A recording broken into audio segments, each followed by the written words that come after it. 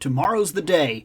Tomorrow is the day for Wonder Bread He-Man. Finally, a chance to get something that I missed out on. That this excites me in two different ways. This is going to be a bit of a retread of another video, but we gotta say it again. We gotta say it. Excuse me. Let's do it.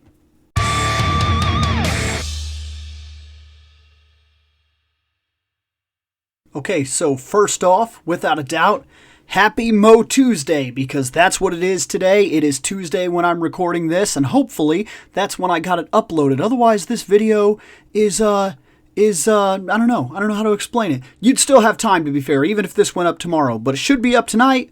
We'll see. Anyways, this is it, guys. This is your shot, your 100% guaranteed chance, your Wun-Dar. Wun-Dar rises to fight again. Yes, tomorrow you will have a chance to get in here and get this figure. Yeah. 28th. It's the 27th today. This is it. This is it. This is so cool that this is being done. Let's check him out real quick for anybody that missed out on the idea, for anybody that's just getting into the property, kind of like how I'm just getting into the property. This is He-Man with brown hair, basically wearing Zodak's armor. He's got some of the weapons that were basically just painted red. That is, if I remember right, these are basically just kind of leftover weapons from extra packages from other characters and whatnot. If I remember right, some of them, I think they used to come with like Castle Grayskull or something like that, and then some of them are just leftover weapons and whatnot. The legend behind this guy is that he was part of a Wonder Bread promotion. There's conflicting information on both ends that say this is either possibly true or possibly not true. They are calling him Wun-Dar now. They're going with that name 100%. And to put that into another, if I remember right, there was a point in time where they were referring to this as Savage He-Man, and there was kind of fight back and forth between the fans in terms of, is this Savage He-Man? Is this Wonder Bread He-Man? Wun-Dar? Yada yada. And to be fair, I've talked about it before. This property is malleable. It's whatever you want him to be, okay? It's whatever you want him to be. We don't have to fight about the details. We just need the figure. So here he is. He's going to come with this sword, which is not a bad sword. It's just a simple sword, but it's kind of cool. He's got an axe that has that little handguard. It's more like a really handheld hatchet kind of thing, which is pretty cool. I like that. I like it's got the pick in the back and everything. Simple weapon, but cool. And he's also going to have a straight-up Zodak ray gun. Now, personally, because of this armor, the storyline that I would go with, because if I'm not mistaken, Zodak has kind of been written in a way now that he's one of the last remaining of the elders that kind of left Eternia and left it to what it was. And basically, that was it. He leaves Eternia. He leaves it to its own whims. The council disbands. It kind of moves. Whatever happens, happens. I haven't read fully into exactly what's going on with that. But here this little description says, an ancient hero returns 100 years before Prince Adam was born. Wun-Dar saved the goddess of Eternia and became one of the first defenders of Castle Grayskull. Okay, so this is going to date us all the way back. His sorceress of sorts is going to be the goddess of Eternia. Okay, this character was a rare promotional figure released in the 80s. We're bringing him back as the newest figure in our MOTU Origins line. Now, it says promotional figure released in the 80s, and I wonder if they're leaning into guaranteedly saying, yes, this was the Wonder Bread thing, but they don't say it 100%, and I can't remember. There might be something legally that they can't exactly admit to it, because legally it wasn't supposed to be a thing or something like that. I don't know exactly what's going on, but I've heard a lot of back and forth in the legend material about what was really going on here. For Savage battle-worthy displays, once again bringing up the fact that a lot of people called him Savage He-Man, this Wun-Dar collector figure is articulated and comes with weapons and weapons accessories to protect the secrets of Castle Grayskull. Now, here's the way I would do this. say I was 100% in control, okay? We've seen him. We know we're getting him tomorrow. Let's jump back to the camera. I want to talk a little bit about this guy. This guy is awesome, cool, and you know I'm putting in my order tomorrow. You know I'm doing it. But let's jump back. I want to talk about something. So say it was completely up to me. Say I wrote MOTU. In fact, I haven't decided 100% yet, but I've actually considered doing a series where I do that, where I discuss where my headcanon would go if you handed me these figures and my job was literally, hey, we have a toy line coming out, write these stories, and then where I would place these things in the mythology, and I would use certain things that I like and certain things that I don't like I would get rid of, and certain things are my own headcanon, and I would create my own MOTU universe, as you're supposed to do. Personally, I really believe, I mean, let's be honest, where this line started, that was the concept, was they gave you some backstory on the card, maybe. They gave you some cool artwork to kind of sell the idea of this dude's against this dude or whatever. And then for the most part, they gave you a mini comic, which was always in flux in terms of the story because it was avatars of the imagination, swords and sorcery that you could hold in your hand, that you could play with, that you could protect the Castle Grayskull, and whatever parts of the mythology you wanted, you could run with. That's really what I believe this line was and is even still today, because as you can see, every time they put something out with it, it's in flux. The idea is constantly in flux, and that's beautiful because it keeps it on a D&D-esque system. You never tell the same D&D campaign twice, even if you're reusing characters or concepts. Even if you always play a ranger who's basically always almost the same guy, he's in a different story every time, and certain parts of that story change what's going on, maybe even personality-wise. That's just the way D&D swords and sorcery stuff works. That's why I love this line for what it's been doing. But say I was in charge here, right? Say it was all me. Since I like the idea that the Cosmic Enforcers were once, say, the Council of Elders that controlled Eternia, okay? Say that's a thing. And they marked themselves by wearing that kind of armor. Personally, what I would do is I would go back to all the way in the beginning, and I would say that there is that Eternian goddess, and I would say that Wun-Dar saves her. And through a series of events, this is what I would do with it, I would say that he saves her from something. We'll say an evil necromancer. We'll make necromancy the first thing, the first major ultimate battleground of that thing. Because looking at his behind his box art, it shows him like fighting a bunch of skeletons, I think. So this would be great. He rescues the Eternian goddess from a couple dead warriors, and she tells him that the Council of Elders is currently fighting back waves of undead, an undead revolution, something that threatens the very fabric of Eternia, and that if something is not done, soon all of Eternia will be the Walking Dead. And at first, Wun-Dar is like, I can't just watch people suffer, but I don't exactly involve myself in these kinds of situations either. I'm no hero. And she's like, whether you mean to be or not, it's not your choosing. Heroes are defined by what they do, and you have chosen to act.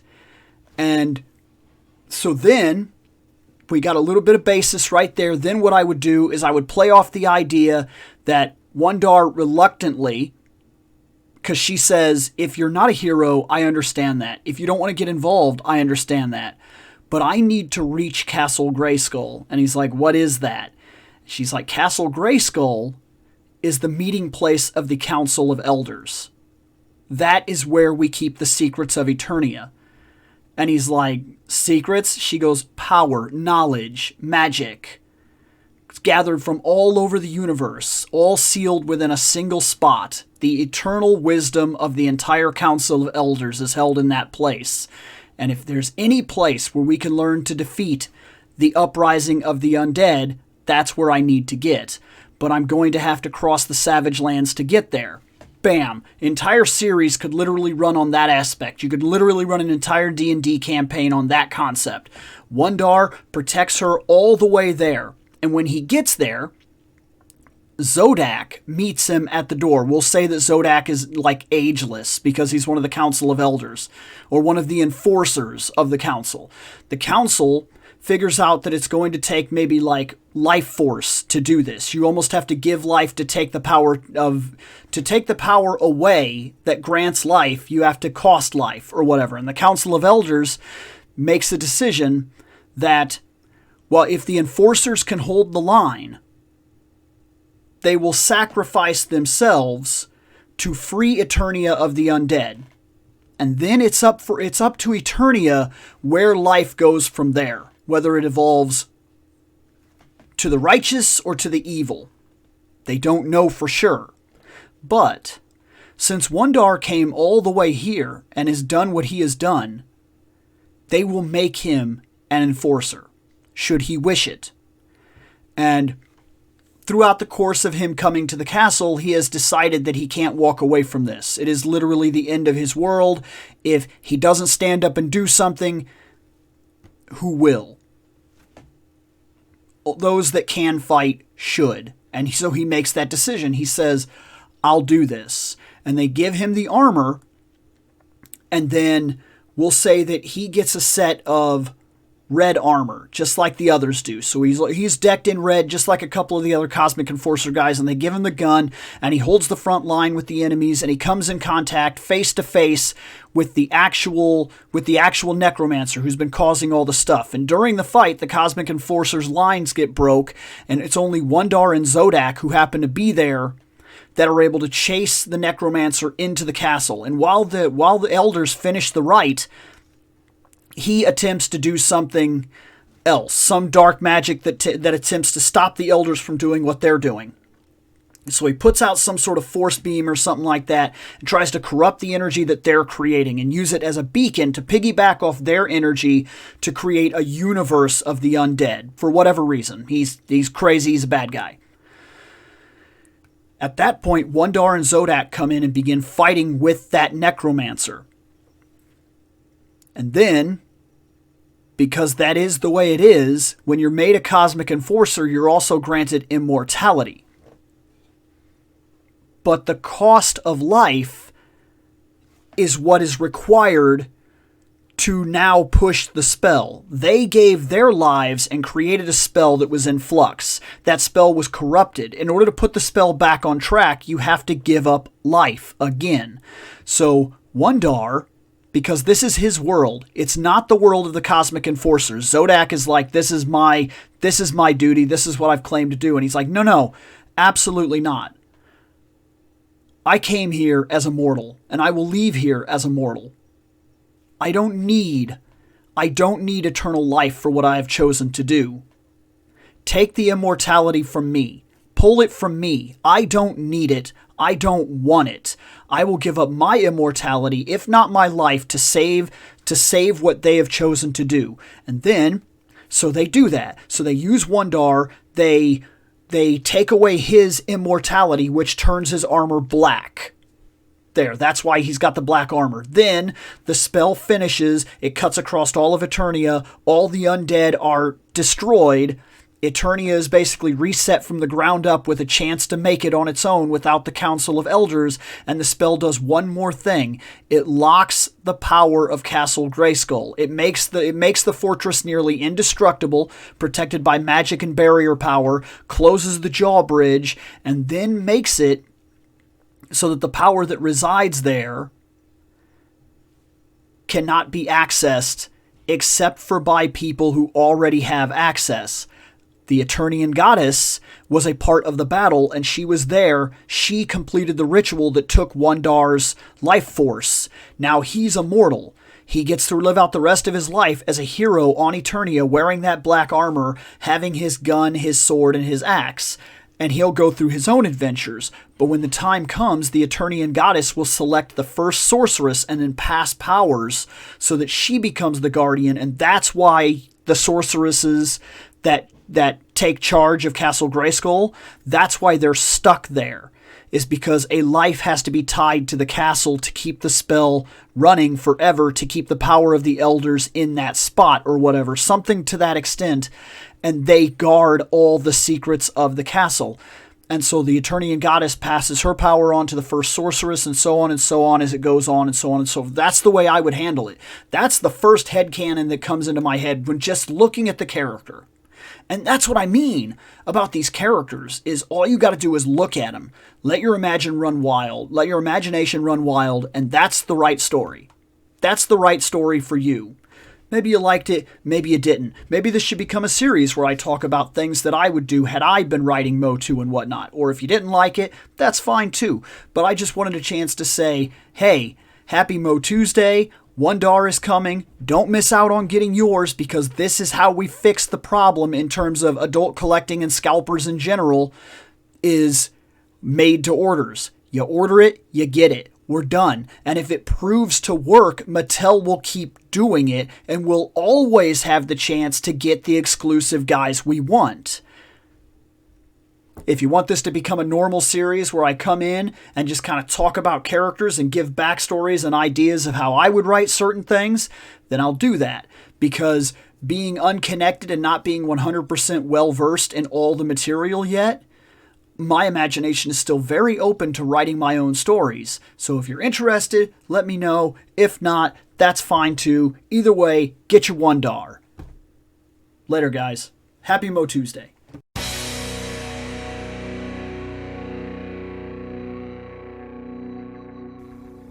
I have spoken. Take what you will from it.